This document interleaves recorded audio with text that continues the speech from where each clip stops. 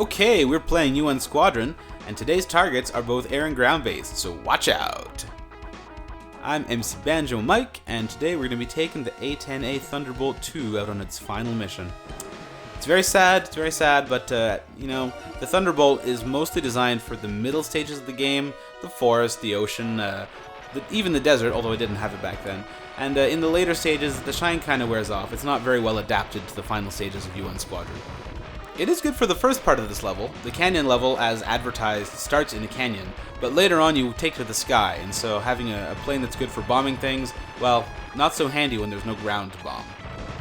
So, the great thing about the canyon level is that it is packed with money. That is the first of 2 stars that you can get, and so if you manage to do a successful run and pick them both up, that's 100 extra grand that you have in your bank account when you're done. I almost consider it bad luck when I finish the canyon on my first try, because that means that I don't pick up the stars on extra runs, and usually I'm short on money after that. Here comes star number 2, hidden in that rock formation. Those little planes that drop napalm on you are kind of funny. I almost never get hit by the flames that those bombs generate, but I do very often get hit by the bombs themselves as they're falling, so it's still kind of dangerous. Oh god, these guys. I hate those 4 planes. We saw them earlier, I think on the battleship level. They move randomly, so you really, I think the safest thing to do is to move to the right side of the screen and wait for them to pass. Anyway, the boss of the canyon level, it's a very short level. The boss of the canyon level is another one of these gigantic stealth plane jobbies. I don't really know how you're supposed to hide something that big, but I guess Project 4 found a way. It's a much longer fight than the other one, although that might be just because I'm using the A-10. Like I said, the A-10 is not very well geared towards attacking things in the sky. If you had a plane that could use some forward-firing weapons like the 3-way Thunderbolt or the Bullpup, you might do a bit more damage to this guy and finish the fight off more quickly.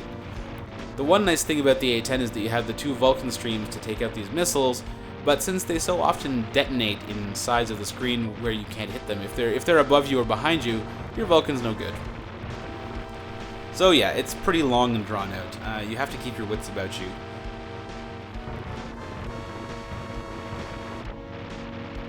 You want to be careful not just because of those little tiny homing missiles, but also because of that. The giant stealth plane's afterburner can make you a crispy critter.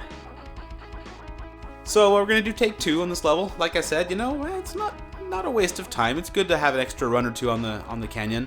You're going to pick up some more money. As you can see, we're creeping up on 800 grand. Once you've got $1 million, we'll be able to afford the best plane in the game, the F-200. And I'm really going to want that for the next couple of missions. So, on balance, not really a loss if I lose 1 life here. One of the nice things about the canyon level is that it's really short, and what that means is that I don't have to make up a whole bunch of stuff to talk at you while I go through it again, since we've already seen everything. Because, that would be really awkward. So, good thing we don't have that problem. Oh hey, another star. You know what stars mean? Stars mean money. I mentioned the F-Fleet. We're going to need not only the plane, but we're going to need weapons for it, and the F-Fleet can hold a huge amount of weapons, and that costs a huge amount of money. So cracking $1 million is necessary, but ideally we want to go even higher than that. Ideally we want to have 1.2, 1.3 million by the time we're done, because then we can afford the plane and we can afford to outfit it, which is, as Apu would say, surprisingly expensive. Notice that these red stealth planes are dropping blue power-up capsules left and right. That means that this is also the best level to power up your Vulcan cannon, not just your bank account. The effects of this are not particularly obvious right now, but they should make themselves known once we upgrade our plane. By the way, you want to watch out for the plane when he makes his entrance like that, because he's not in the background. If you're in the top half of the screen, you will get hit. So, it looks like I'm in much better way this time around. I have full fuel for the time being. We'll see how long I can make that last. Ah, not bad so far. Working my way around the missiles. Ah, there you go. Drove my nose into the plane. I'm not especially aggressive when it comes to using my Mega Crush. I always like to try and draw it out as long as possible. If I think that I can get out of a dangerous situation, then I'm going to go for it, even though that often means I get killed. The nice thing is that then later on you can have the Mega Crush when you're either out of fuel and you really need it, or if you find yourself in a situation that's much more difficult to get out of. And worst case scenario, if you don't use it, then you can sell it at the end of the level and get your money back.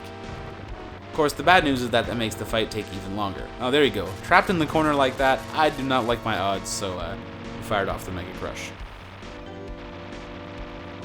Once again, trying to get both streams of the Vulcan cannon into place.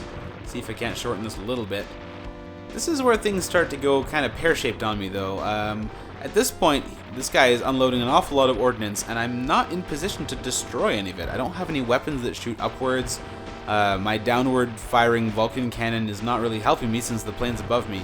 So I'm just trying to stay alive long enough to land a few more shots on him. Throwing caution to the wind, I use my invincibility frames to get behind him, where I can do a little bit more damage, and it pays off. So, there goes the second biggest stealth plane in the history of the world, and now we've got a cool $1 million to show for it. Also, one of my very favorite win quotes for the end of a mission. "Stopping my fire is like blowing out the sun!" It works better if you imagine it with a cheesy anime 80s voice to go along with it. Alright, that means we only have one choice left, the dreaded canyon level. Next time on Let's Play UN Squadron, let's get ready for failure! See you then.